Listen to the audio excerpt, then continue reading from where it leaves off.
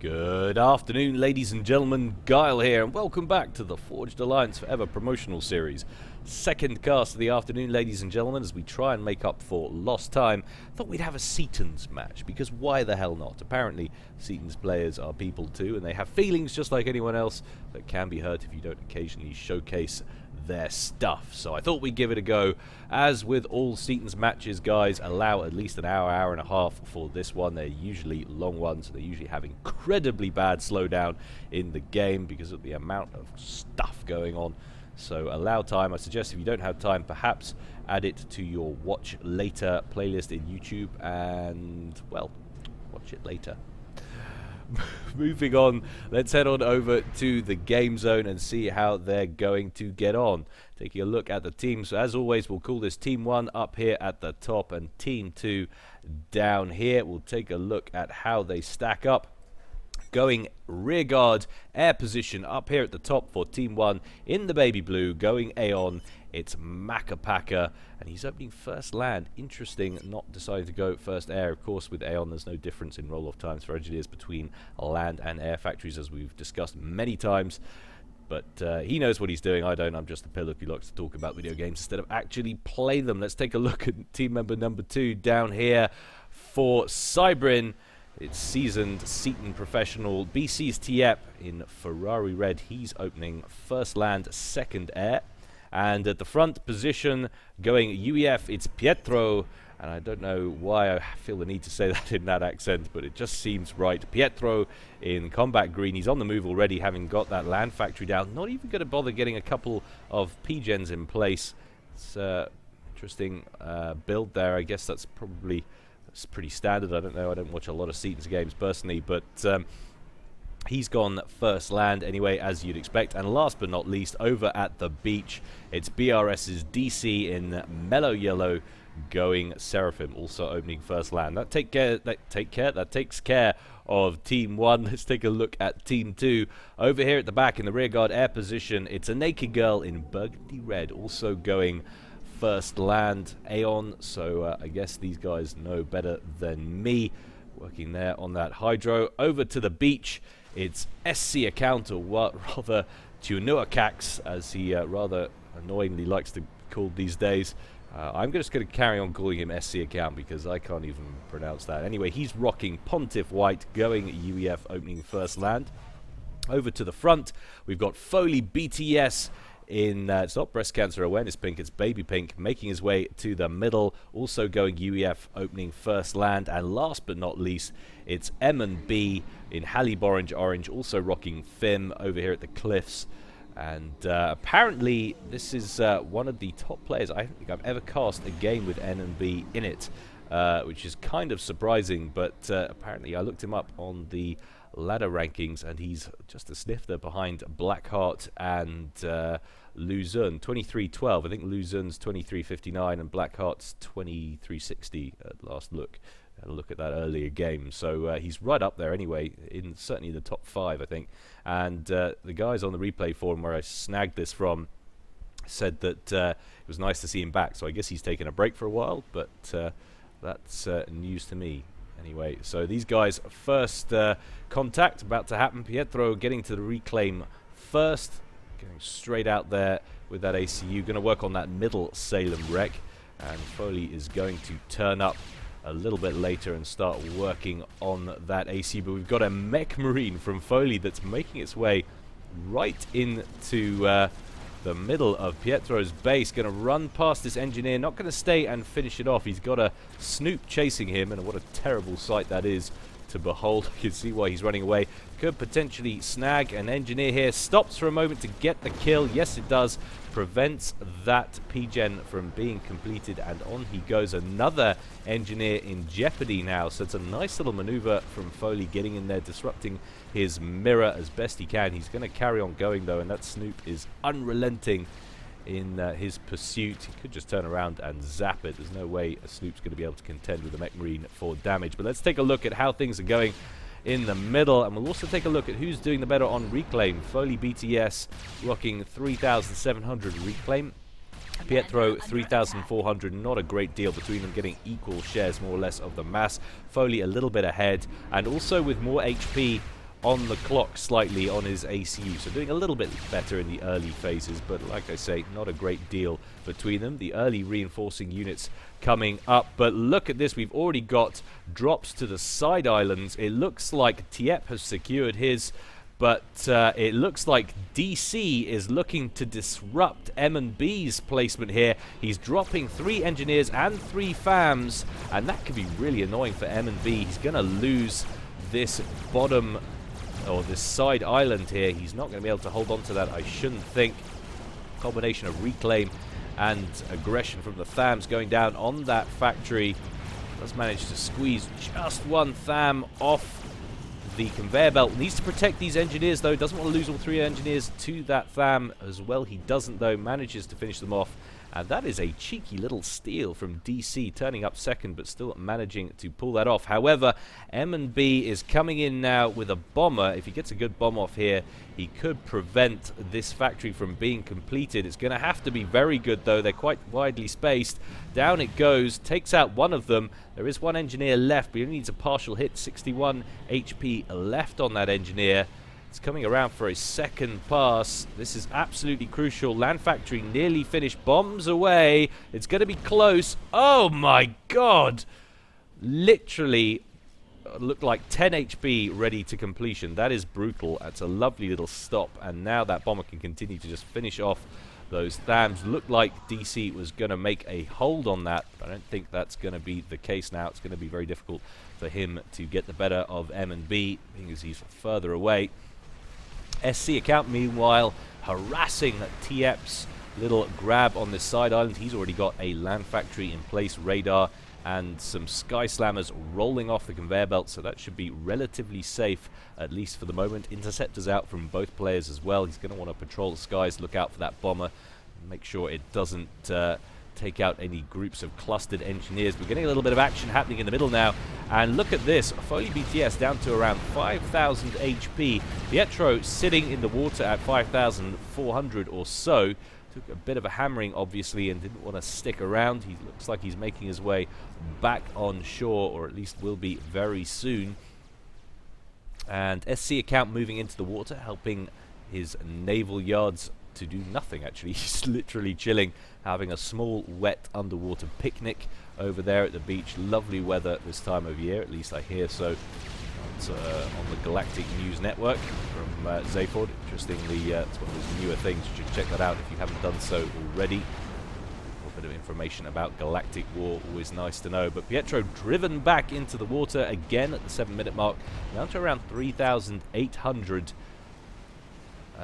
hit points. And we get a little bit of conversation there from SC account. Apparently he's having some technical issues on his end, not getting any sound. Always incredibly annoying. And now we've got a little bit of an engineer drop coming in from DC, coming over to M&B's side of the map. More engineers being airlifted over to the side island. He's finally got a land factory down and is working on those mass points. We take a look at the difference between him and Tiep, who has got his side island up and running, and he's done that successfully, nice and early, without any real issue. He's a good 3 or 4 mass or so ahead of M&B, maybe even a little bit more. Actually, it's more like 8 or 9 or so. Fluctuating as always. A little drop there from DC, completely unsuccessful. Engineers ready and waiting there for M&B to grab those, pick those up. Nice little emergency reclaim job there. Has thwarted that little drop attempt, and Pietro on an upgrade in the water, down to 2,200 HP. Incredibly low, hasn't had a good run of things. Now though, getting some UEF goodness, some engagements here between the 2 front sets of units, and I don't really know why Pietro feels he needs to yield quite so much ground. He's certainly got the advantage in numbers, should be moving forward. I guess he doesn't know where Foley's commander is, might be worried about it being up there, tipping the balance, potentially with overcharge or something like that. Does he have access to overcharge yet? No, he doesn't, so he can't have seen that. That won't have been what scared him. Another little drop attempt, this time from SC account, and going right past the whole air wing of interceptors. And the question is, how on the ball is Tiep, who already has access to T2 tech? We've got a Renegade gunship, a couple of them in fact, out on the mix. It looks like engineers, and they are going to be easily countered with those renegades. Interceptors coming in, don't quite have the damage to kill it off. In fact, they weren't all dropped, only one engineer dropped there. Obviously others were set to be dropped off further over, but Tiep is on the ball and wasn't going to fall for it. Nice little engagement brewing now, and I think Pietro realizes he doesn't have to be quite so timid amongst these units. He knows he's got the better of it. He seems to be moving forward, and he's coming back onto land now, looking significantly healthier. 6,000 HP, must have finished an upgrade there. Looks to be, let's take a look at what he's actually got. On that, it was the T2 engineering suite, so that has helped him out dramatically. Of course, he can come back on and finish those up. Juicy engineer. Interesting. What's going on there? I was wondering, perhaps had he managed to capture one of SC account's engineers. There's just one down here, obviously that's Cybran, so I'm guessing he probably just popped it and was referring to the fact that he killed off that drop without any real difficulty. But a whole spam of factories being lined up there for Tiep. Torpedo bombers patrolling the skies, as there is just one Thunderhead class frigate in the Bay Area here for SC account. And now we've got some renegades making their way to the bottom resourcing option down here for account, and he needs to be careful. He's going to lose a lot of build capacity. The question is, can Tiep finish off all these engineers before that? It's only a point defense, in fact. It wasn't static AA, so they were literally just concerning themselves about drops. All of that build capacity is going to go down. That's a very nasty little loss. He's got interceptors in the air ready to protect those gunships. He's going to be able to finish off all of those mass points. 3 T2 mass points in jeopardy there for SC account. And Pietro spamming up triads over here on the right hand side, going to get a shield gen to cover them nicely. That's going to force all of this spam back from Foley, who won't be trying his luck anytime soon. He's going to need some flapjacks or something to break that little turtle shell, or tortoise shell. In comes a Zui drop from M&B. Where is that headed is the question. It's headed right the way over here to the sort of southern front there of DC's base. Potentially going to go on a strike for that T2 mass extractor. There are actually a bunch of Zuis ready and waiting. So we've got an Aeon versus Aeon in the rear guard position. We've got 2 UEF matching up at the front, so it's going to be turtley at best, we imagine. And Seraphim on Seraphim in the top pond, and the bottom pond it's Cybran on UEF. Generally, of course, you'd expect UEF to have the better run of the things in the late game. Slightly better late game Navy, of course. Those bulwark shields, epic as always. And I don't think those Zuis from M&B are going to be able to stick around to finish off that Mex. He's trying to. Some nice micro going around there. He's got a FAM in the mix as well to keep those Zuis from DC on the move. Oh, it's going to be close. 570 mass hit points left on that Mex. 345, but it does survive. Very nicely done there. But another little drop happening just south of there from M&B, and this time going straight after Pietro. That's one of the problems with starting your template with the wall sections first and not the PD. Conversation with the Brains about this the other day. Washi likes to do it that way around. Brain Fart doesn't. But absolute carnage now in Pietro's main base. How has this affected his power grid? It's hurting him quite badly. Minus 240 net power there. That's a real issue. It's going to lose him coverage on that shield. Luckily for him, he's not under any major attack there from Foley. Otherwise, that could be real issues. We've already got ASFs out on the field for Naked Girl. It seems that Macapaka is up to T3 tech, but is only just rolling off the conveyor belt now with some ASFs. So on an upgrade there, let's take a look at what that was. There, it's the advanced RAS upgrade already, so that will be earning him lots of resources. Always nice to see. Another drop coming out from M&B, so M&B being very aggressive on the drop front. Where is that headed is the question. It's tough to see. Looks like it's potentially coming up right to the main base of Tiep. He's coming forward with his interceptors first to try and screen out the opposition, and he's doing it effectively. All of those inties going down there. But we have got ASFs incoming now from Macapaka. More inties coming in as well from Tiep. It's going to be a tough call. They're well aware of the target coming straight in there. The question is, M&B going to drop them off in time? Yes, he is, and that's an awful lot of T1 units being dropped right on the beach there in front of Tiep's base. And that's going to hurt. Lots of Zuis probably going to be able to take out that T1 mass point just as it's about to get upgraded to T2. Down it goes. Bam, and straight into the main base as well. We've got lots of build capacity under threat now. T1 P-Gens, both the air factory and the land factory in jeopardy. Great deal of stuff in the area to counter it. There's this one Renegade that's helping. BCTF's ACU has just finished an upgrade. To look at what that could be in just a moment. He's had to turn his shield gen off around his power grid.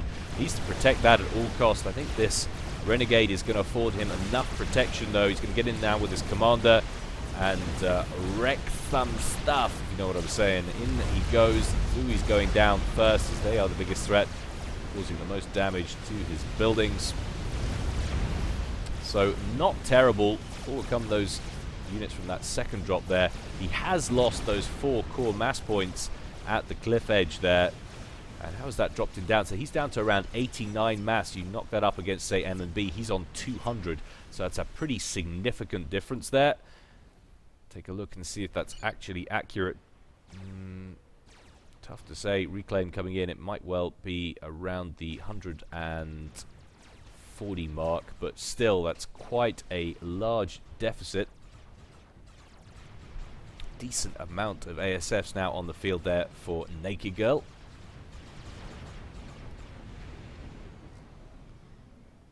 Couple of inties just flying around there for DC, looking like they want to get a bit of a scout on. Really any real use. Naked Girl just ignoring them, not even going to give them the time of day. Not worth the move command. I always think it's worth hoovering those up. Just preventing your opponent from getting any extra intel. Game going into a bit of a lull phase here at the 16-minute mark. Really BTS sitting right up the front, doing anything with his commander under his shield. Got a triad, got a buzzkill. It's just a couple of flapjacks up the front there from Pietro. Putting a little bit of pressure on that forward base from Foley. Look at the amount of naval factories that Tiep is building. Hundreds upon hundreds upon hundreds. Remember, of course, this is Ngmod, so access to tech cheaper once you've got that initial HQ. You can turn these into T2 and T3 factories very cheaply indeed compared to how it used to be. Few spy planes coming over there from Naked Girl, just getting hoovered up by those ASFs from Macapaka. It's quite a grisly looking T1 fleet there from Tiep. And SC account starting to spam up some T1 factories of his own, but he's already got access to a T3 HQ, and that looks like a Summit class battleship he's building already. Could be interesting. So it's going to be high value tech. He's already got a battle cruiser out, in fact, a Neptune class battle cruiser. So it's going to be small high value units versus mass T1. And Tiep's going to need to watch out. This side island could be under threat soon as this Governor cruiser makes its way over to the right hand side of the map here. Got T2 Naval Tech in the top pond for DC. We've got T2 Naval Tech as well for M&B. Seems to be a little bit ahead of the curve, already producing cruisers out of it. Seraphim cruiser, one of my favorite T2 naval units.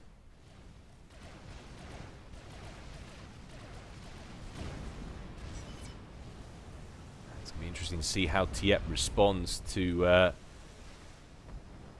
this Governor and this Neptune sitting just off the shore here from the side island, primarying this T1 Mex that was very close to being upgraded to T2. That is a nice snag. And of course the Neptune does have torpedoes and torpedo defense. Question is that enough slivers to deal with it? Incredibly tanky, of course. And they are actually making a beeline for the Governor, having no defense, of course, against torpedoes. That's an easy pick. Sonar platforms in the water. Of course, the UEF sonar platform has torpedoes, which is it's a very handy little thing indeed. Often wondered why people used to bring those with them in fleets. Why would you risk your intel structures? Well, for exactly that reason. It is extra damage. Always nice to have. And now we're getting a real standoff on the middle island section, the walkway between Foley and Pietro. Lots of flapjacks on this side, though, for Foley. The initial flapjacks we saw on the field were for Pietro, but it's a lot of missiles coming in now, going straight after those buzz kills. We need more than that, though, to break the shield, and Pietro comes forward to try and swap those flapjacks, get them out of the picture as best he can.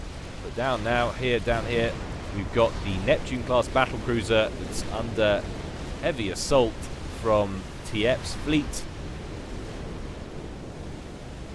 One or two renegades that he can't do anything about as well. We've also got a Cooper down here, torpedo boat, significantly better in the water against those submarines. Of course, better torpedo defense, better torpedoes. Neptune making its way for home, down to around 33% of its health, swatting these tridents, every blast of its ion cannon that it can muster. But that may just be a few too many T1 units for it to deal with. Cooper's dealt very nicely, though, with the slivers in this mix. More things going over on the land, close to call, and we've got a few destroyers there from DC just interfering with the battle, as well as a cruiser at the back as well. And it's the first real engagement we've seen from either of the ponds onto the land. So Team 1 getting a little bit of the better of that fight. Pietro grateful for the assistance. He's massively down on mass, not ecoing nearly as well as his mirror. Got about half the relative mass available to him. And Tieppe finding fine success with this mass low-order spam. Those tridents soaking up the damage. And now we've got some Barracudas in the mix as well. The T2 submarines coming in for Tieppe, which will help to deal with these Coopers. How is that Summit doing? It is he's resumed construction of it. You might think with all of the T1 subs and T2 subs appearing, would you want to be building battleships? Well, if you're any good with ground fire, and I've seen SC before, he is good with ground fire, you can swap the subs with the AoE from the battleships. But this is all getting awfully close to home now for a count. Not going to want to lose all this build capacity. All these tridents can start swatting engineers and slowing up production on these facilities. The question is, does he have enough units to sustain this? Can he win the naval battle in the bottom pond here and now? It might be a bit of a tough ask. I don't know whether he's got enough units on the field to do it. Certainly having some pretty decent success for the moment, and SC account has started to produce some T1 torpedo launchers, give himself a little bit of extra damage in this bay area, trying to thwart this attack as best he can. ASF's coming in there from Naked Girl to offer cover for a couple of these torpedo bombers coming in from M&B. And now Makapaka is responding, coming in with his own ASFs from across the map. A little bit close to call who's got the higher number. Naked Girl not wanting to get involved right over there, wants to drag these ASFs from Macapaka as close to home and as he can. Of course, more ASFs being produced and rallied out to the middle. And a couple of trailing ASFs from Naked Girl as well, doing exactly what they want to do, getting in behind those of Macapaka, but just not enough of them to afford any real victory in the air. And now the engagement looks like it might be kicking off, skirting backwards and forwards as they do, trying to get a solution on their opponent's rear. And it does look like Macapaka has the better of the air game. Lots of T3 SAMs going down, Transcenders here on T3 SAMs. That's what Naked Girl's been trying to do. He's been trying to drag this battle over those as best he can. But in the meantime, Tiep's been forced to recoup back here in the middle of the pond, and that could be dangerous. That's going to afford Account some time to get his stuff together, and he is facing a tech disadvantage, still working off this T2 factory now, pumping out some Salems. And the battle still rages up here at the front, despite DC being parked off the shore here. Foley is having pretty good success against his mirror, and it is because, of course, he has been ahead in mass for so much longer. Pietro, to his credit, has caught up a little bit. He has switched his priority a bit to eco. It's up to 78 against 30, so well, it's not a great deal. A lot of that was reclaim. Can't wait for Zep to introduce the changes to the UI so we don't see reclaim showing up in that score box anymore, giving us false readings. Pietro fiercely trying to spam up buzzkills as best he can to take the sting out of Foley's range. Question is, will he be able to rely on DC? He's parked all of his naval units off the shore. It's going to come down to what goes on in the top pond here. M&B is up to T3 Tech. You can see sub-hunters rolling off the battlefield and battleships as well. And already building a nuke in that battleship. Of course, Seraphim battleship has the nuke instead of the strategic missile submarines that the other factions get. It's working on that right away. It's going to want to keep that safe as best he can. Both teams squaring off against each other in both ponds naval-wise, not really engaging. What's the range like on Account's battleship? That's enough to start poking at this fleet. Fires a volley away. Looks like it's going straight for that sonar platform. Nice anticipation to move that there, but a Trident eats the volley instead. Keeps the sonar platform alive, however.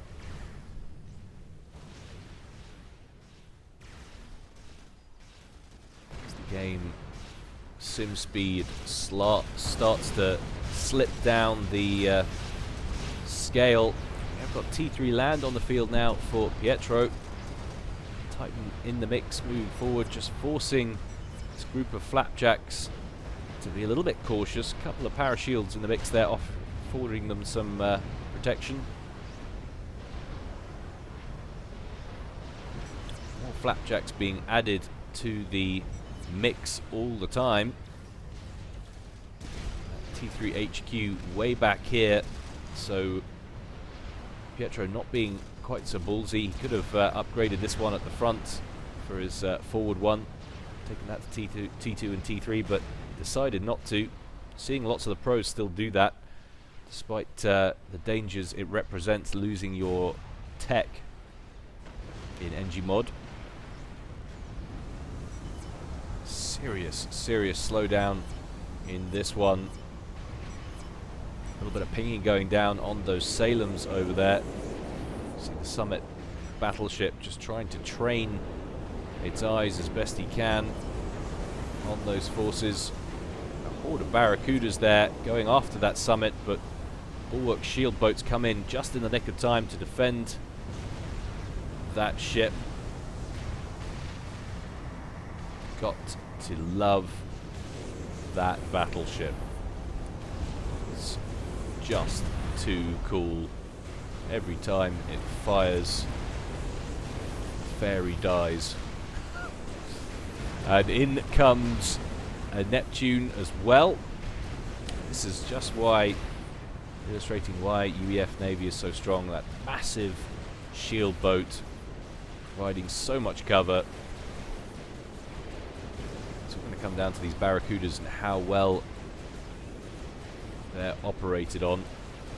I'd like to see Tiep bring those in and start going after this T3 factory. But I don't know if he's going to be able to. Cooper's now coming in to try and deal with them. Torpedo defense working overtime, but not enough to keep them alive. Down goes both of them. Still, that battle rages in the middle. However, DC's been forced to retreat closer to his shipyards. B standing off, and now this could be interesting. That battleship's going to get into range of Pietro's base potentially. How far out is he? He's going to be able to start firing soon. He's still currently firing on DC's fleet. He could really tip the balance here if he starts working on these shields, pressurizing Pietro. Of course, that would force DC to engage. He does now have access to T3 naval tech and sub-hunters, but not many on the field. NB is definitely ahead. You can see one or two of his kicking around in the fleet. While the naval battle continues, this Neptune cruiser taking the brunt of the fire for the moment. Swatting those units as best he can. What was that? That was actually a Siren cruiser that just got insta-popped. But finally that battle cruiser goes down. Too many torpedoes for it to deal with.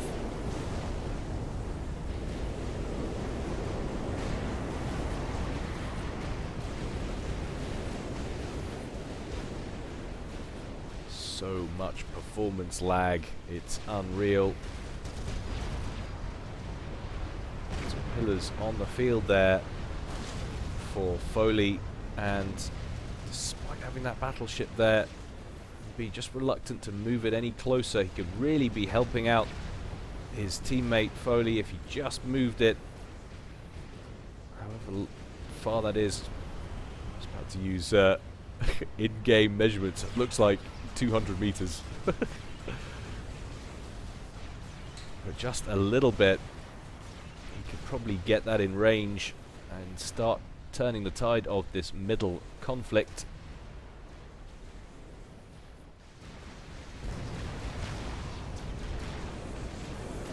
And it's not looking good down here for Tiep now.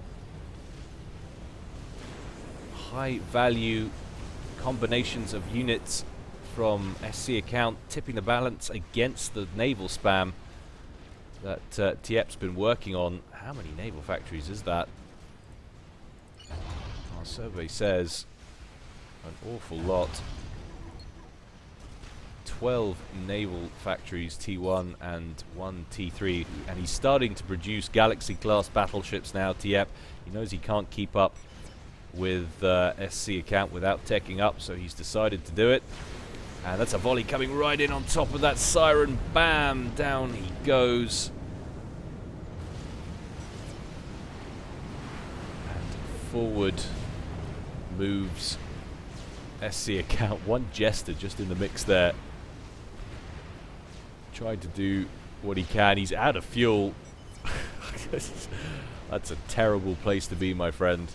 Terrible place. And finally M&B has moved that battleship closer to the shoreline, and Pietro is suffering for it. He is going to have to abandon that. One shield gen down, the other soon to go. Yes, he's got some buzzkills, he's got some triads, he's got a Ravager, but now that shield's collapsed. One more volley and the shield will be out of commission. There it goes.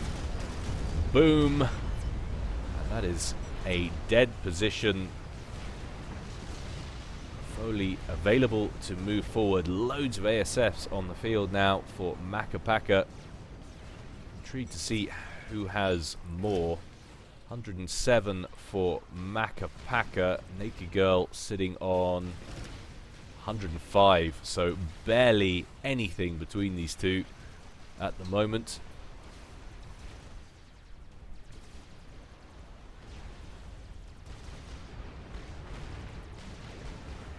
It's intriguing to see what people think about the ASF changes and whether or not it has made any difference to the game in terms of people spamming them. I don't really think it has. There is still a necessity. Would love to hear your comments about it. Loads of sub-hunters on the field, and DC engaging with his T1 up the front, with his T3 in the rear. M&B not falling for it, not going for those T1 in the front. Needs to counter them as best he can. I'd like to see him focus firing, ground firing with that battleship. It's just picking off the frigates for now, and finally we're seeing a full-on naval engagement, I think, up here in the top pond. The walkway is broken.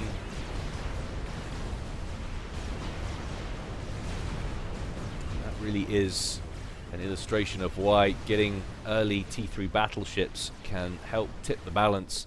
Just having that there, no real exposure to danger for that battleship at any time.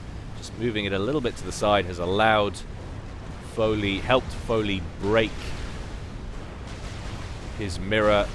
Pietro forced all the way back. He's got one or two Percivals on the field. You can see that horde of ASFs there from Makapaka just hovering over the center of the map. Neither player in the air position will want to engage anytime soon, I'm sure of it.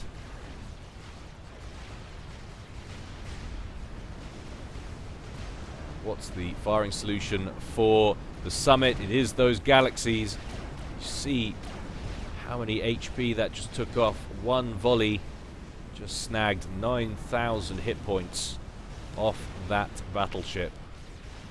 Ouch. Huge alpha strike. Titans up front though from Pietro, with this Percival doing a nice job of tidying up this spam from Foley, who just doesn't seem to have the punching power. He's got some more T3 units though of his own right back here at the back, just hovering around his demolisher, which are harassing these units up front. Going to take a little bit of time for these units to make their way down the land bridge and start harassing this next base here from Pietro, who's going to get a lot less harassment in turn from M&B being that much closer to his teammates, having superb air coverage there from Makapaka over the top. So many torpedoes.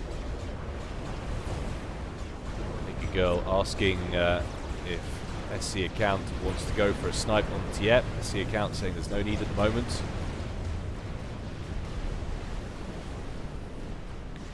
Talking about nukes already. Does someone have a nuke launcher? Can't see any back here at the moment. And some shockers, some strap bombers out for Naked Girl. What's their location? They're just hovering in the middle for the moment. Might see the occasional Solace out as well from Naked Girl, assisting the fleet there for SC account, but finally a major engagement with the ASFs kicking off over the middle, and that really brings the sim speed down. All those projectiles.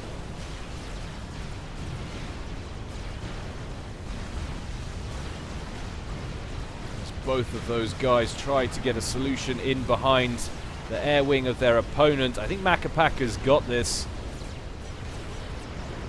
Just getting around the edge each time. Naked Girl looking like he's losing the air advantage. You can see that in behind, shredding those ASFs. They're tumbling out of the sky. Down they go.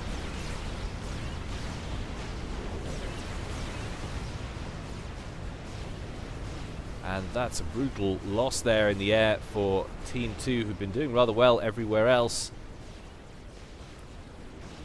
Seeing more galaxies in the mix now for Tiep. There's something about the Cybran battleships that just doesn't look as cool as the Summits.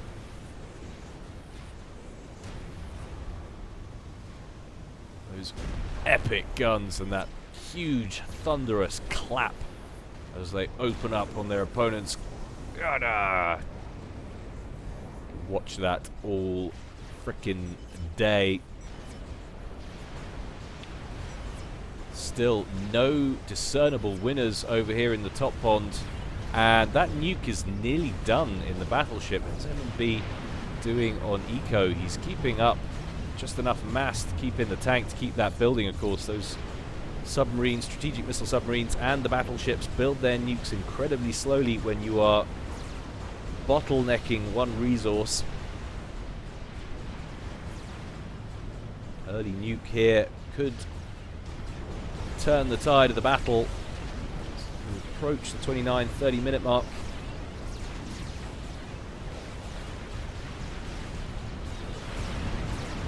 Torpedo bombers coming in for M&B, trying to tip the balance, but they don't get more than 1 or 2 torpedoes off. Paka hovering with intent with all those ASFs, but that's a lot of T3 units attempting a bit of run-by here by Foley, trying to get in amongst the core structures there of Pietro's base. Lots of T1 units for Pietro, just getting shredded by those Titans, but luckily he's got a few Percivals in the mix as well. See how much damage, literally one single volley almost takes out a Titan. And DC trying to spam up some TAC missile launchers there. Wonder if he's trying to plan a snipe on that battleship.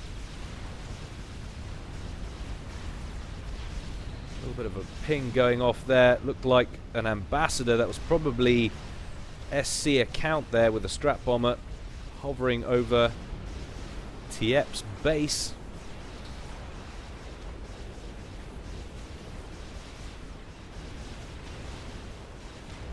Pietro a little bit closer on Eco now to his mirror, doing a little bit better. Those T3 units from Foley making it all the way to the foot of DC's base now. There's a lot of build capacity that's vulnerable around this area, and PD being spammed up, doesn't want a Titan-shaped problem getting its way into the main base. You can see emerged sub-hunters there from M&B, that awesome anti-air capability they've got. And that is a bad place to have all your ASFs. See how quickly he's actually thinning those out. And just as I say that, he promptly moves them away. More strap bombers coming in. It was account, and taking down that fusion. That's a nasty loss there for Tiep, who's trying to keep his eco on par with account. And this is real trouble now for Tiep. Yes, he's got 1, 2, 3, 4 galaxies. He's got some Barracudas kicking around, but 1, 2, 3 summits, a Neptune, and goodness only knows how many bulwarks are in this mix. Could do with being moved forward, but that's just offering account perfect coverage while he rains all bloody hell down on his opponent. Macapaka coming in and just swatting the odd strap bomber. It was either strap bomber or torpedo bomber T3 from Naked Girl there. Strategic launch detected. And there we have it. Where's that come from? That's actually Macapaka who launches the first nuke from the back here. Can we see where it's going? We're going to have to just keep an eye on it. There's far too many move commands everywhere for me to possibly see. It's coming straight down the middle. Looks to be. Is there nuke defense up here at the front? Yes, there is, and there isn't a missile in it. So Foley needs to be a little bit careful here. We don't know for certain that that's where it's headed. Could be going anywhere. It could be going for Foley's main base.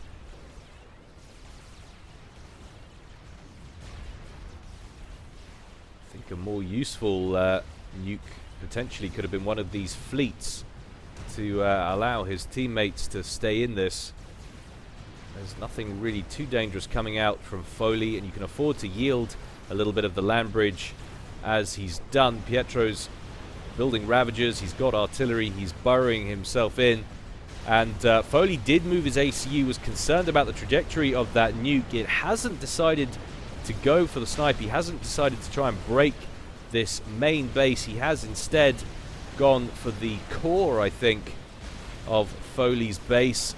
There it dips, and that's going to be painful. A lot of factories going down for Foley. That will give Pietro some breathing room. And clipping that T3 power plant as well. Doesn't manage to grab the T2 down here. We'll see what that does to Foley's eco. He's leeching power, but not enough at any rate, especially not after losing all of those T2 and T3 factories. Still above water, and Makapaka seeming to have lost quite a few ASFs, or is that just the angle? What do we think? No, he's still hovering around the same amount. He's split up a bunch that are hovering on the right hand side, needing to cover Tiep from the strap bombers that are coming across the pond intermittently from SC account and Naked Girl. Now, the question is, will that embolden Pietro enough to feel like he can counterattack? It looks like he's going for it. He's moving all of his units up down the land bridge as we speak. And Foley is going to have to spam up some more defense. He's got a bunch of demolishers up here. He could do a lot worse than to bring those back into shield coverage.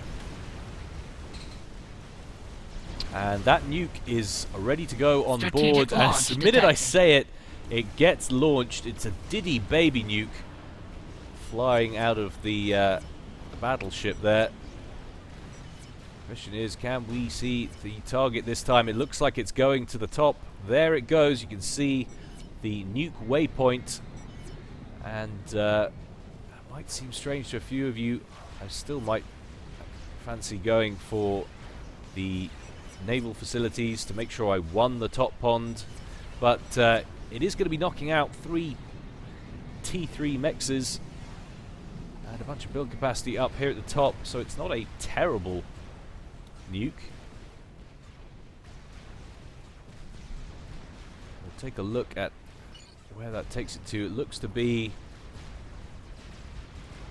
485 before the nuke on mass income, and down to 400 after. So 85 mass knocked off the board there by M&B against his mirror. That's gonna help him in the long run. And he was pretty close to that himself. He's looking to be around the 480. So it all helps. Actually got some Volthus over here on the left hand side. T2 Seraphim gunships coming in, harassing this side island. The air cover is in the middle here for Naked Girl. That's quite a long way for them to travel. Of course, there's not a lot of them. And they don't seem to be prioritizing targets, going after the mexes. At least not yet, at any rate.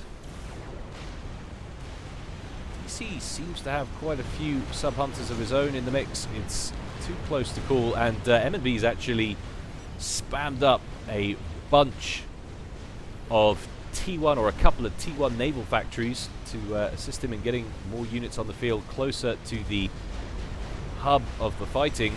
And Pietro says he can't advance because of this battleship. It is wrecking his forces. Foley, more SAMs. He wants to snipe you. That is what he's doing. He's building SAMs. There are a lot of strap bombers coming in. Yes, there are. Lots of shockers there from Makapaka, and their trajectory would suggest they are on course for a snipe. Naked Girl coming to try and intercept. Will take huge casualties in the air there. And a nice split from those strats from Makapaka, trying to disrupt the engagement route there from the ASFs, and Naked Girl looking to take pretty significant casualties. He's going after the strats. Makapaka getting in behind those ASFs, dealing huge amounts of damage. ASF wings just tumbling out of the sky all over the place, and a large group of T1 interceptors coming in from Tiep as well. And that's a bad situation to be in. Naked Girl getting caught from behind. Makapaka doesn't want to stray over those SAMs though. He hangs a Louis at exactly the right time. Loses just one or two. And those strats were forced to bug out. He lost a couple of them, but he has the core ready to go for another attack. Look at the amount of subs in the water. That is unreal.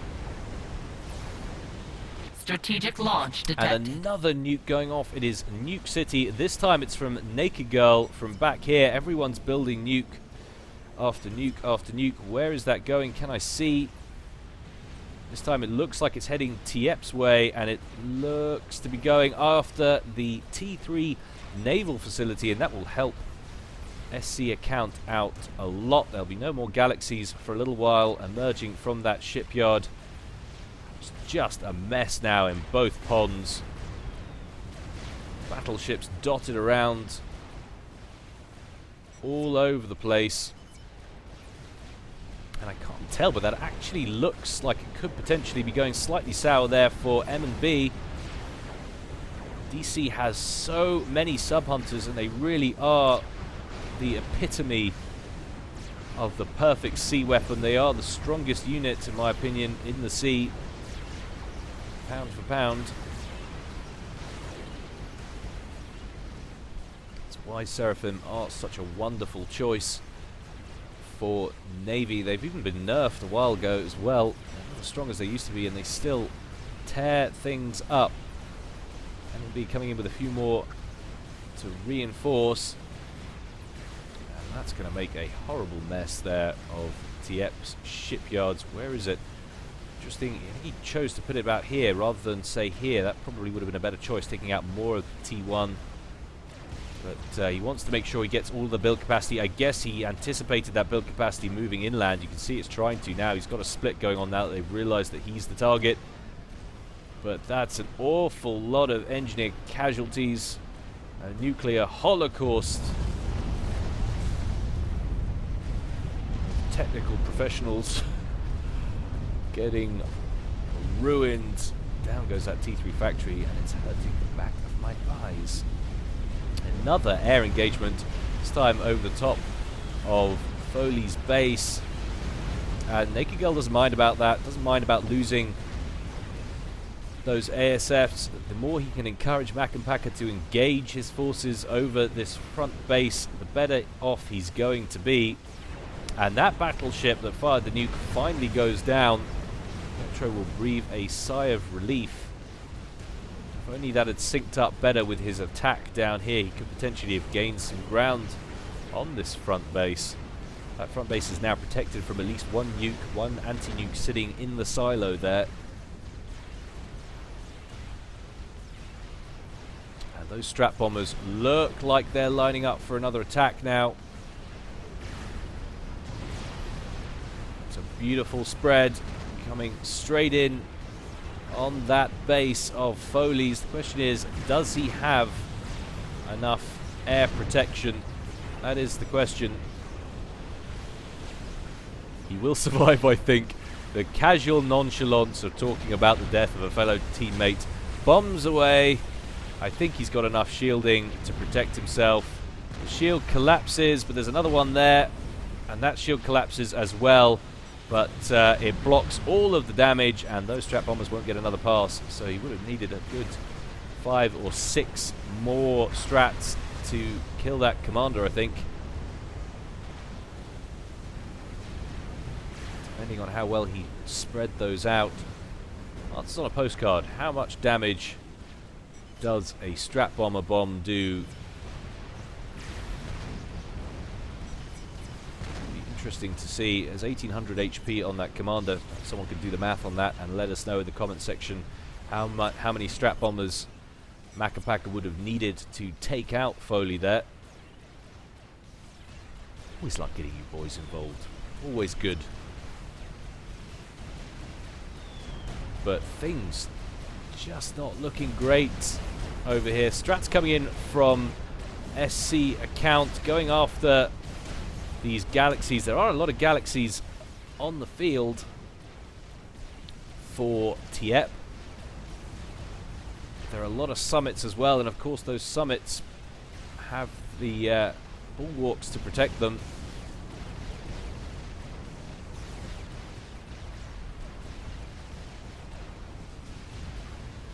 And of course they are naturally tankier as well. UEF doing what they do best, which is being the best. I'd say I'm joking, but I'm not. I genuinely do think they're the best. And commence flame in comment section. Oh, why not? So Foley's still burrowed in here on the central land bridge. Doesn't look like he's going anywhere. One lone spearhead from Pietro. There's been very little engagement really for the last 20 minutes or so between the two forward players. That's because the sea battles have been so close. There have been fleets either side of these two areas, and it's actually DC has gained a little bit of territory now. Doesn't have enough sub-hunters, I think, to brush aside these sub-hunters from M&B. But he has at least taken care of that battleship, and he's got a few cruisers in the mix as well, so he can start harassing Foley's base now. It's got a lot of shields, and it has got some clink hammers as well, some T2 mobile RT, which is currently trained on those fleets from BC. That fleet, you can see it firing away there. How many buzzkills has he got in the mix? 2, 3, 4, 5 effective buzzkills on that side, it seems to be. So he's going to need a lot more cruisers than that, and he's going to want to not change up or change tack from sub-hunters. It's what's gained him that ground in the first place. So many tridents on the field. Surely at this stage can't be effective. Still lots of galaxies available though, and Tiep is just going bananas with these T1 factories. He's just going all out trident spam. That is actually unreal. How many T1 factories does he have there? 20 T1 naval factories, and it looks like he's building at least another 10 or 15. Unreal. And Dragonfly loaded up with engineers there from Tiep. Perhaps wanting to get some reclaim on in the middle. There's got to be a lot of reclaim to be had.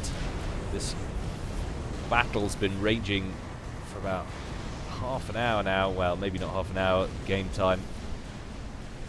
More like 25 minutes. So there's got to be a lot of mass to be had in the middle. And I want to take another check to see who's winning the ASF game here. Macapaka sitting on 87 effective ASFs, 10 out of fuel.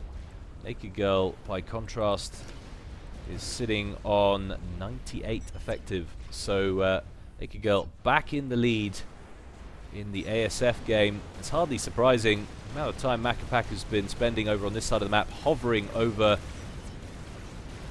both the base of Foley with its SAM coverage and all of the sub-hunters from M&B with their emerge anti-air ability.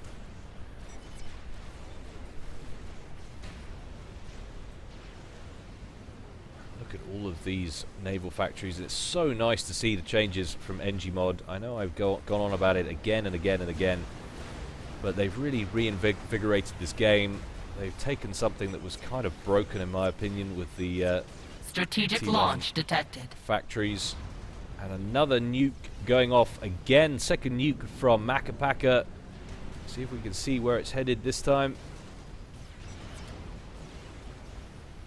Can't get a solution. We're just going to have to watch it, see where it's going.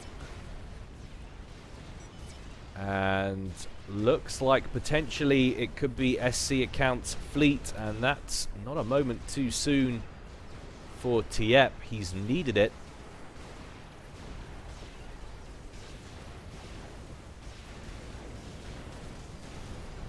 And it does seem strange. I can't see a nuke icon anywhere.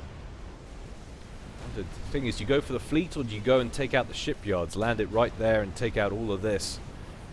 Still going to be hitting a couple of summits, and SC Account's getting his big UEF metal backside out of the water just in case that is where the nuke is headed. Very wise indeed, but it isn't. It is going for the main fleet, I think. Can't see the nuke beacon. Missed it. If it pinged at all. I'm going to suggest it's probably aiming for this area. And that is going to help Tiep out quite a lot. He has got his T3 factory up and running again. He is producing Galaxy-class ships. And the nuke takes the dip.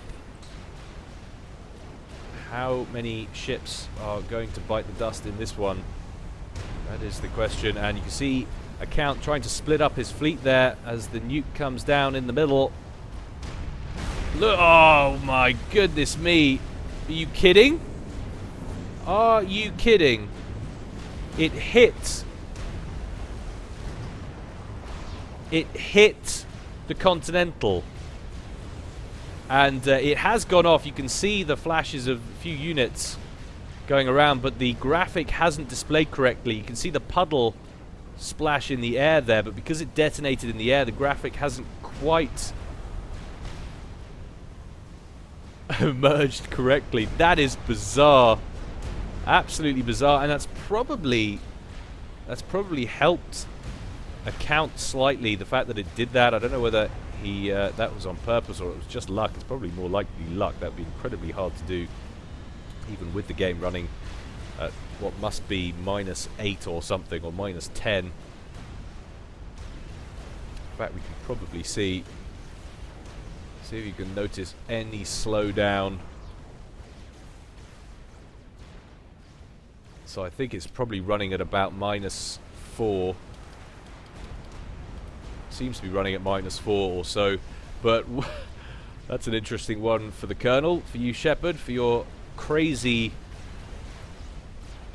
addition series that you do on your channel. If you haven't checked that out, do head on over to the Colonel's channel. I'm not sure what it is off the top of my head. If I remember, I'll try and put it in the description below this video. He loves to put together little vids about strange things that happen in Subcom games. It's just the nature of this game that's so cool as well. The fact that everything is free fire.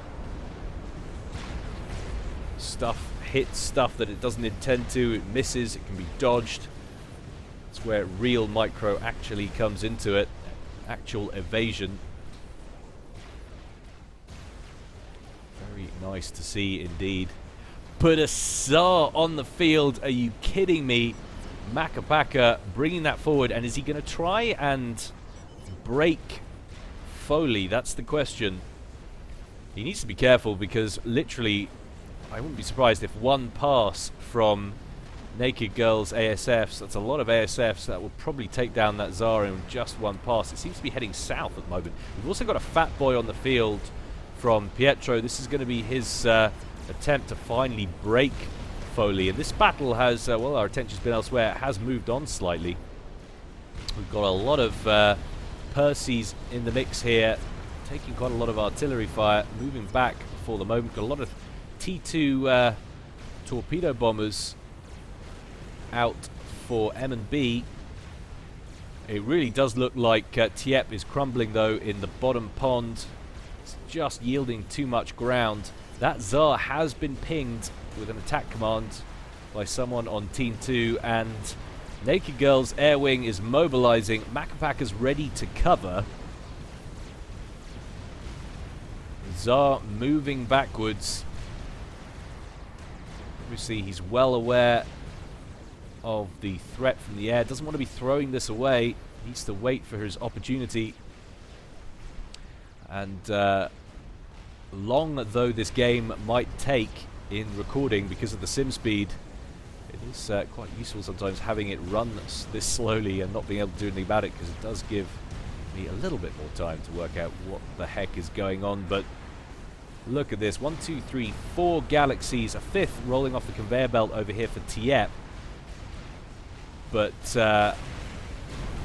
under heavy bombardment from the summits at range. Looking like it's going to lose 2 in the same stroke. That left one down. That front one there is about to go down as well. That Neptune can come in and finish it off. Things are not looking good for Team 1. DC telling Macapaka to use the Tsar.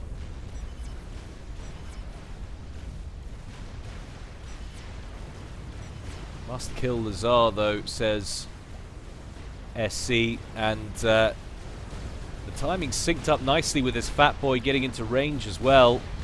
That T3 Omni will be quite a loss to Team 2.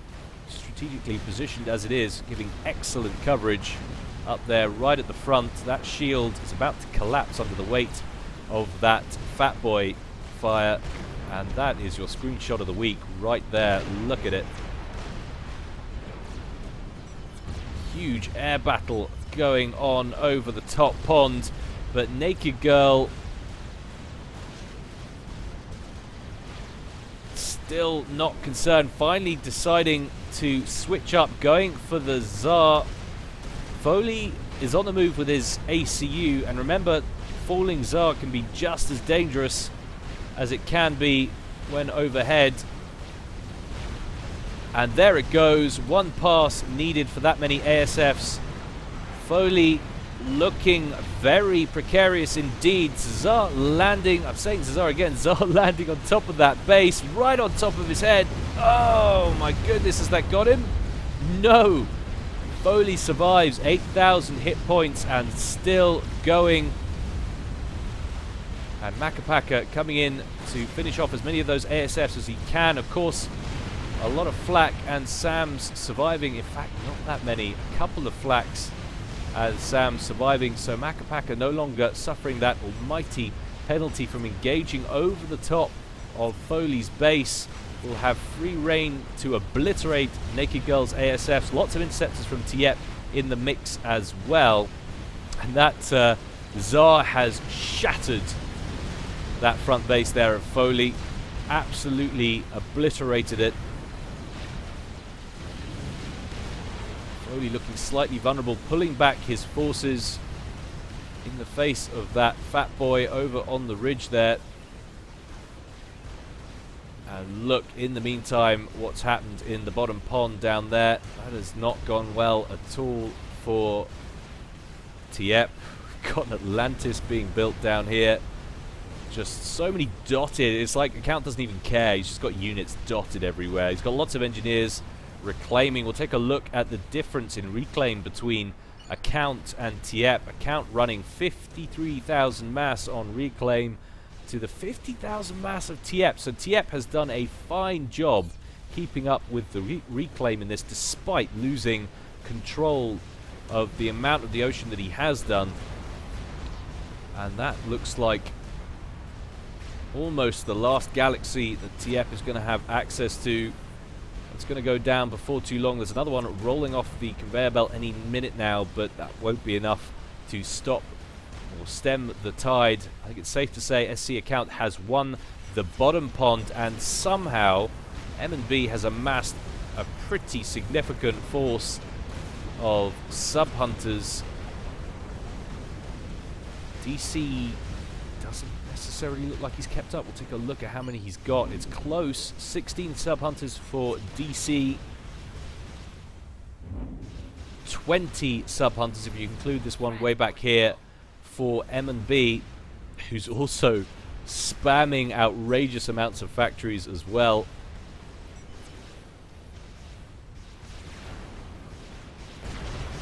And it's going to be crucial now for Team 1 to stop Naked Girl from getting his hands on all this mass. He's coming in with all these engineers. There are a bunch of Percys here, though, for Pietro. He should be able to snag a few of these before they get too much mass. But at the same time, he doesn't want to lose position. He doesn't want to let these Titans hammer on the Percys too long. But I think it's more important that you stop this mass first. He's got to start zapping those NGs.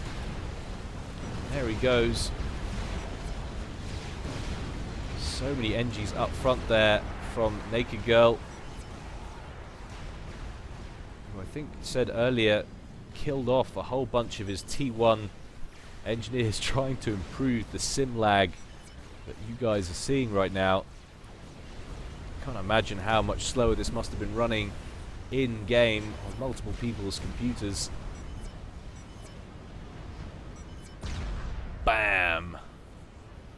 That Galaxy stands no chance against all of these summits that are just barreling in to Tiep's naval yard.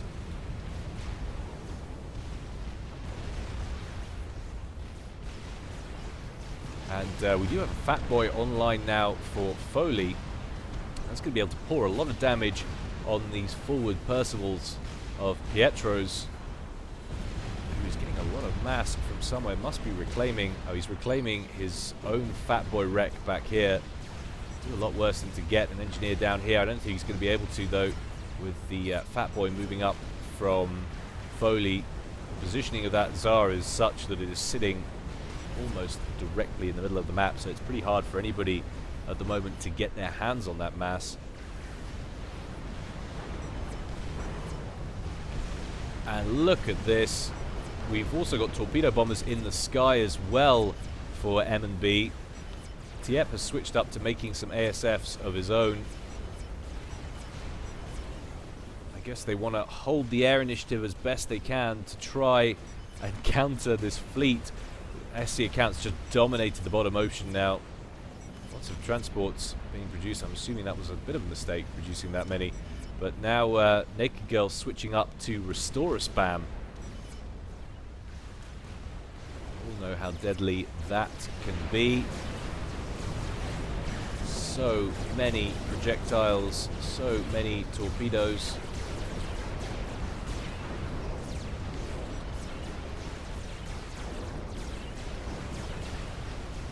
Few of these naval yards already destroyed for DC, and M&B is starting work on some Zooey spam as well to add into the mix, slowly making its way across the field. And amazingly, 40 minutes gone in game. I must have been casting this for an hour and 20 already, with the sim speed running at the speed it is. Can't tell as I'm recording exactly, but it's certainly been a long one. Astonishingly, still no one ejected from the game yet. Very even indeed, although I'm going to hesitate to say it. Things looking pretty bad for Team 1 at the moment, having lost the bottom ocean, looking like they're about to lose the top ocean as well. That's usually a death sentence. And this build capacity is about to feed these summits.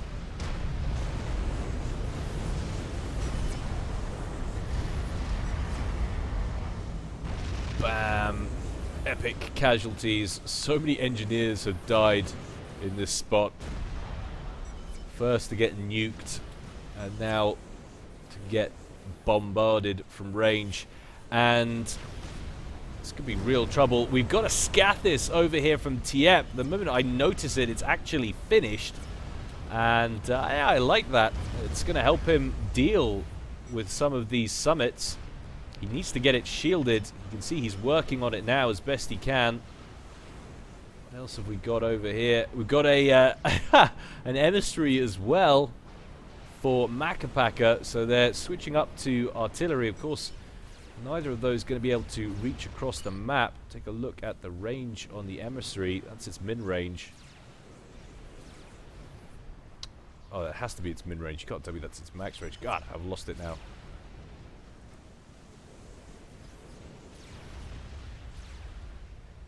Unreal. Is that really the case? Has it been reduced that much? Surely not. Well, say possible. And they're pinging the nuke defense there for Tiep. Take that out, and this can all be nuked nice and easy. Scathis now opening up.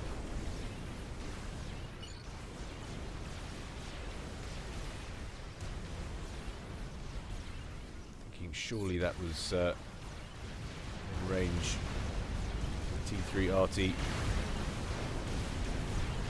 I suppose it has been made a lot cheaper, that's for certain.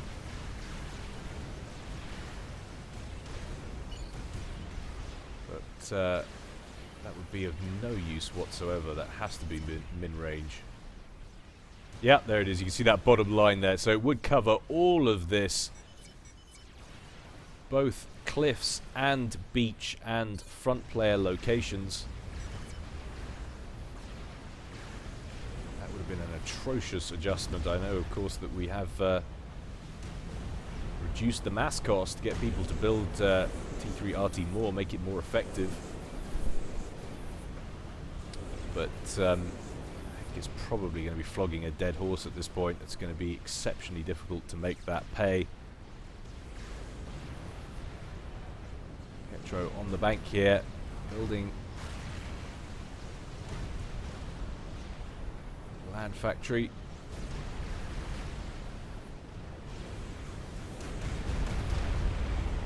Scathis hard at work.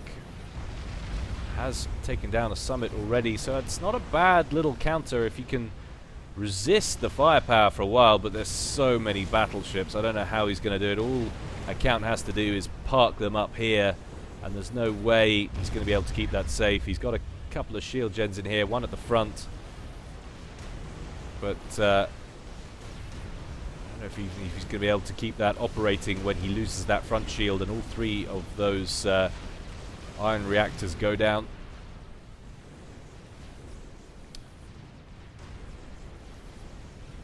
And we have got some solaces out now, bound on the field for Makapaka, trying to do what he can to alleviate the pressure on Tiep.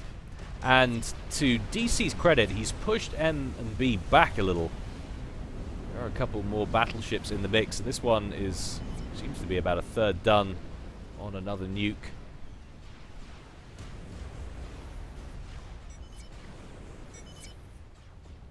But it's just unreal, the tension between these two teams, how close it's been for this long.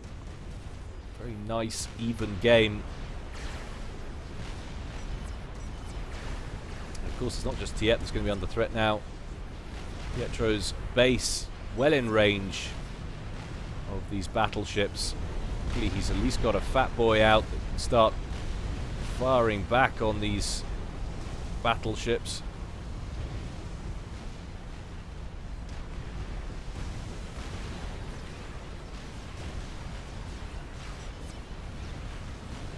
Now those summits starting to take their toll. Oh, a few units have gone amiss somewhere. Speed it up a little bit. You can see a whole wing of scouting planes there, spy planes going out for Naked Girl. If you ever wanted to effectively know how to scout an area, that is how you do it. Makapaka coming in with his ASFs, wants to thin those out as best he can to prevent Team 2 from getting as much intel as they're going to get.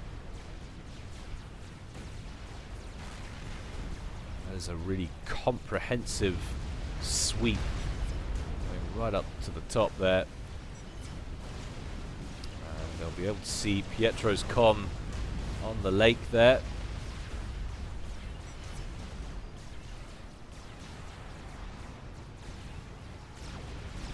They'll be able to see that emissary just as it gets finished.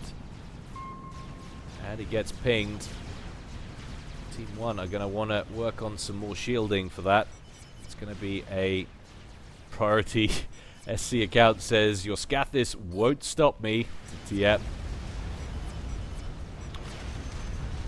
Can well believe you, sir. That many battleships.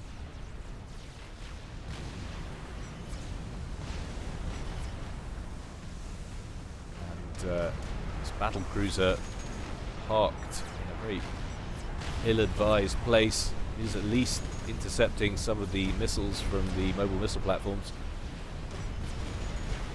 And finally, that front shield buckles. And that will be the end of the ion reactors. That will be the end of the shield. Boom!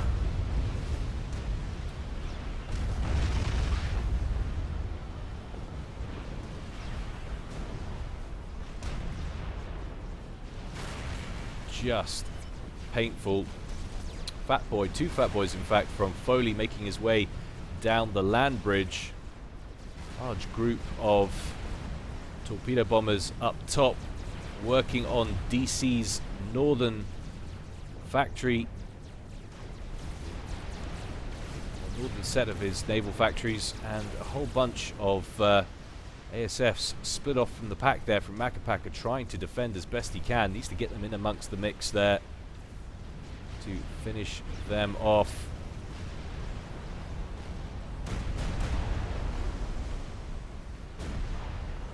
That is a glorious sight. I feel a little sorry for Tiep in this situation, but I do Strategic launch get detected. a strange kind of perverted glee out of watching Cyber forces get pummeled with UEF artillery. Oh, shields down. Quick blink up as that upgrades at just the perfect time. Where is that nuke? And where's it going? It's coming from Naked Girl.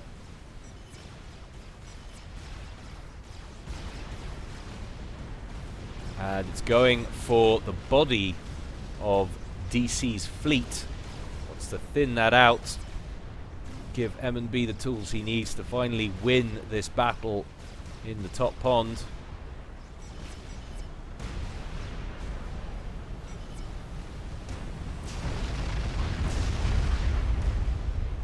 Another nice blink on there with the shield coverage.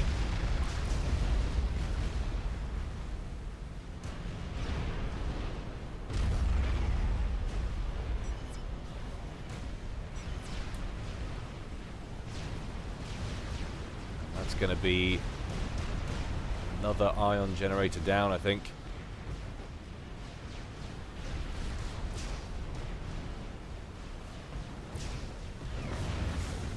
Boom. Strategic launch detected. And another nuke, this time from Macapaka. See where it's headed.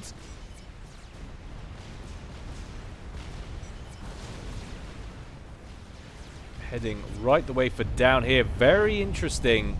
Naked Girl and M&B in that bottom pond. The question is there any nuke defense? That nuke lands from Naked Girl, and that looks like quite a lot of casualties from DC. He had moved a bunch up here in anticipation that that's where it was headed.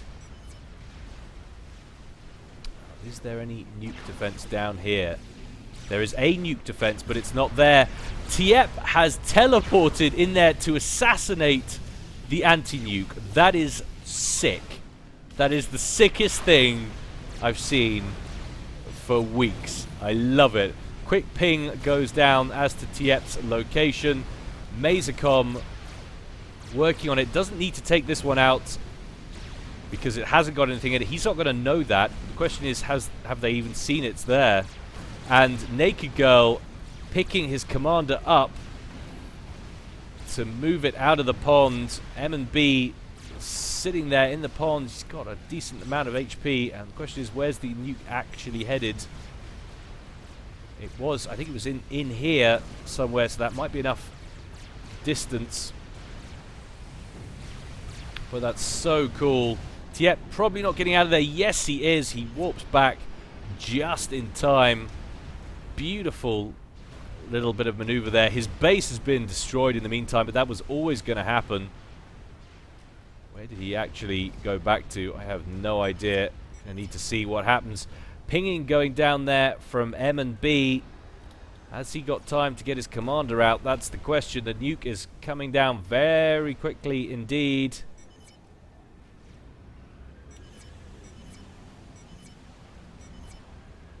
Oh, it's going to be close. M&B, why aren't you walking out? Why aren't you walking out? He's moving. Oh. Is he dead? He's not dead. He's fine. The water absorbed the impact. He was far enough away from it to survive. And I think that was Team 1's last-ditch effort. That's where Tiep teleported to. He's going somewhere else, I think, is he? Or has he cancelled it? Have to keep an eye on that. M&B says he's immortal. He's certainly incredibly lucky. That doesn't get much closer than that. But that was a very nice maneuver indeed. I wonder if they'd left it a little bit later, if they'd have timed that differently, whether Naked Girl would have been tipped off to move his commander. If they'd have timed that a little bit differently, and so that they'd literally taken out that anti-nuke as the nuke was coming over, whether Naked Girl was tipped off or not, I don't know. Perhaps Naked Girl, you could tell us in the comment section if you're watching this, whether or not you were already moving your comm as a result of that. And a lot of those restorers there from Naked Girl getting picked off now from Macapaka's ASFs.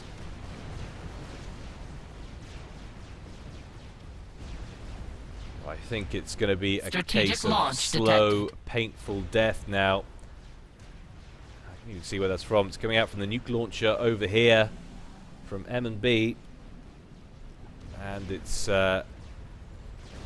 heading top left again, going after those 3 T3 mass extractors. It's been a very even fight between DC and M&B. I credit them both for some excellent play over the course of this one.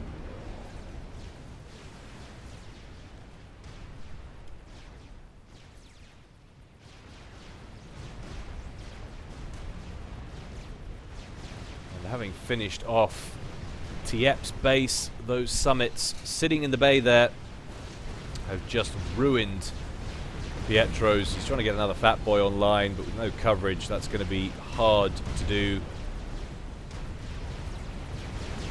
Saw some restorers out for Macapaka, and Count could do better, do a lot worse than to get his bulwark shield boats over covering those battleships. Setting up shop over here, stealing Tiep's stuff.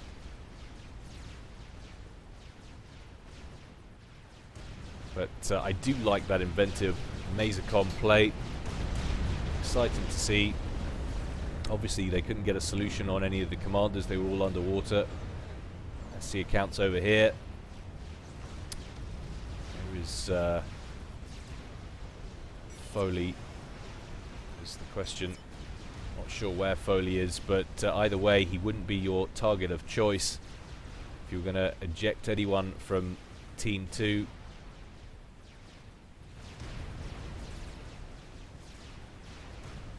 And there it goes, those 3 mass points up at the top.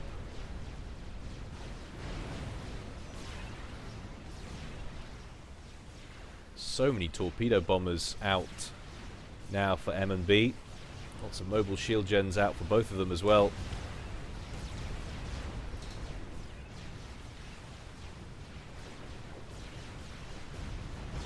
finally those bulwark shield boats come into play to block off some of those shots there from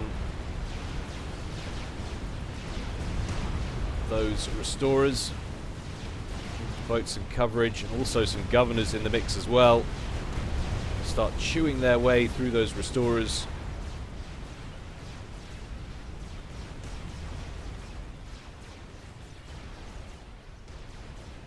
And that surely is going to be the end. Foley slowly advancing across the land bridge.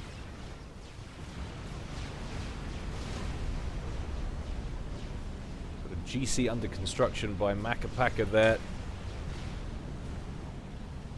Emissary still online, but only with 17 kills.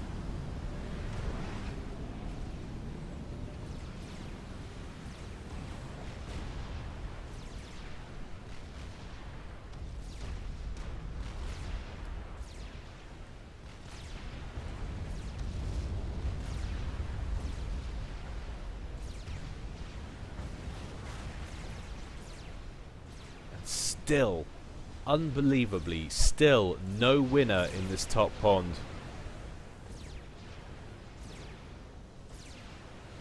So many sub-hunters there for DC.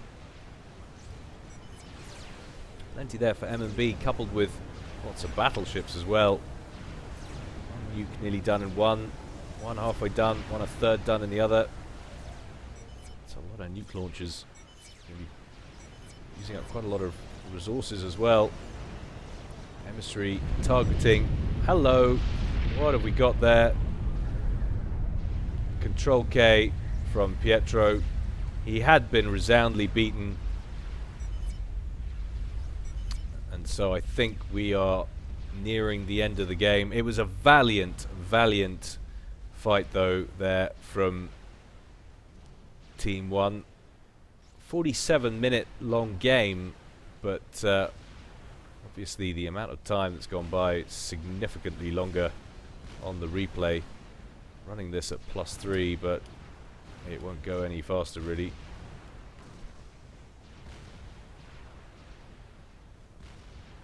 It's blatantly more like -3 at the moment. So many engineers up front there for SC account, setting up shop. Nice little home there. T3 Omni in place. All the intel they'll ever need. Fat Boy making his way across Team 1's territory. Zooming in there, right past an artillery shell.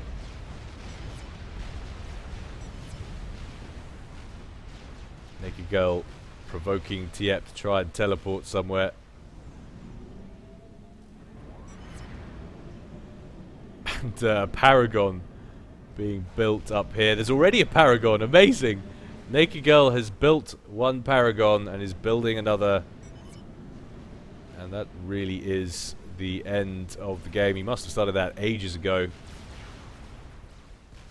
Probably mentioned it in chat, but I've been looking at other places. And just as I mentioned it, bam! Out it goes. So Tiep mazered, teleported into the Paragon, mazered it, and the nuke took him with it. DC, of course, had to give all of his units to Tiep, so he had the power to do that.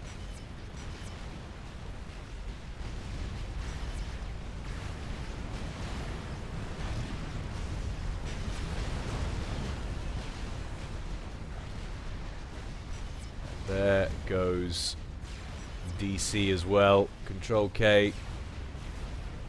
So all that's left is Macapaka.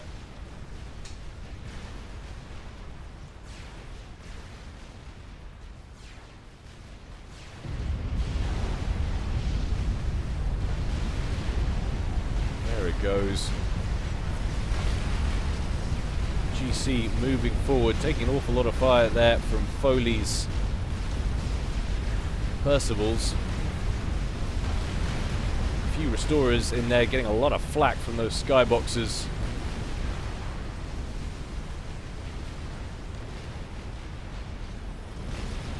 That is the end of that GC. There's nothing really to stop land units making their way now across the field.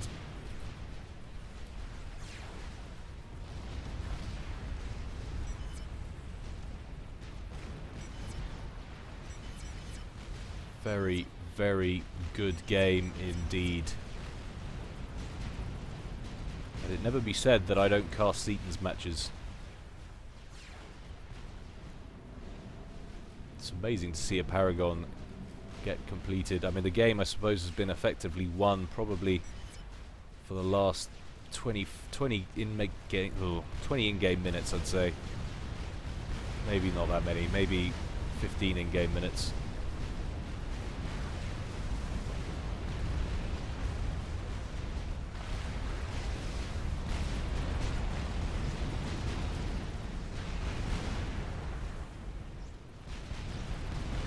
There's Macapaka's commander working on a GC, has a little bit of build capacity with him.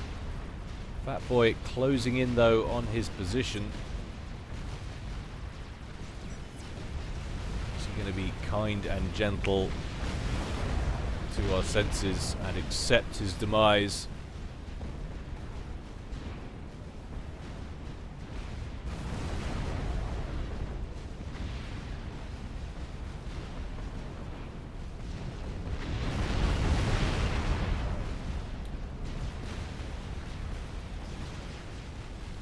Doesn't look like it anytime soon.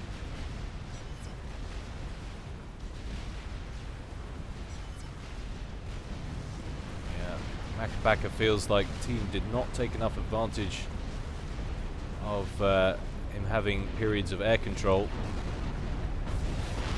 I don't agree with him, but navies were so strong everywhere. It's hard to do that much with the air, to be honest. So much covered anti-air from the governors in the lower pond, from the sub-hunters in the upper pond.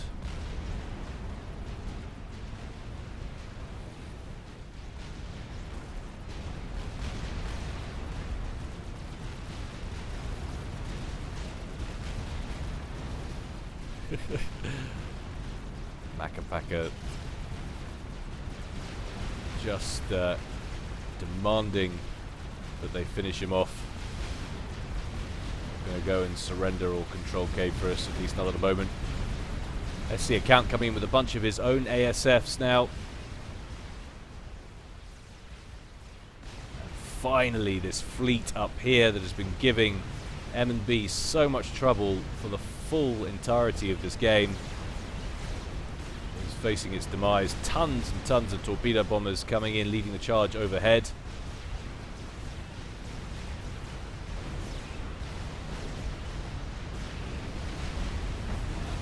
GC parked right above this Fat Boy. It's just sitting underwater. I think now's the time where the Fat Boy needs to be producing Percivals. Pretty sure it can still do that underwater. Macapaka probably just going to come forward and start reclaiming. I know I would. There he goes. Two more Fat Boys coming in from Foley.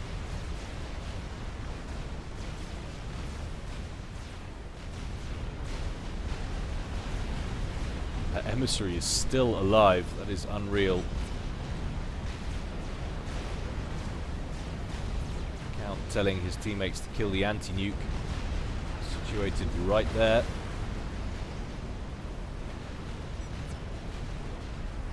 Strategic launch detected.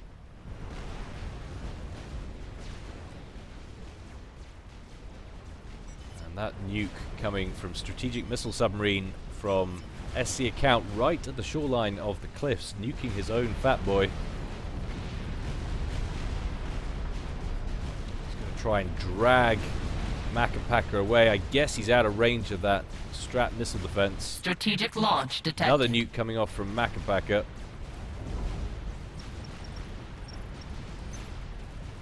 Yeah, he is out of range, so he doesn't need to do anything about it. And in comes the nuke. Surely this is what is going to end the game. GG, I think. Boom! Down he goes. Very well fought indeed. Well, guys, I hope you enjoyed that. I hope the slowdown didn't kill you too much. Strategic launch detected. I still enjoy watching these things even when they're running slowly, but yeah, it's always an issue, obviously, with Setons games. Anyway, as always, guys, in the meantime, stay well and stay safe. This is Gyle, signing out.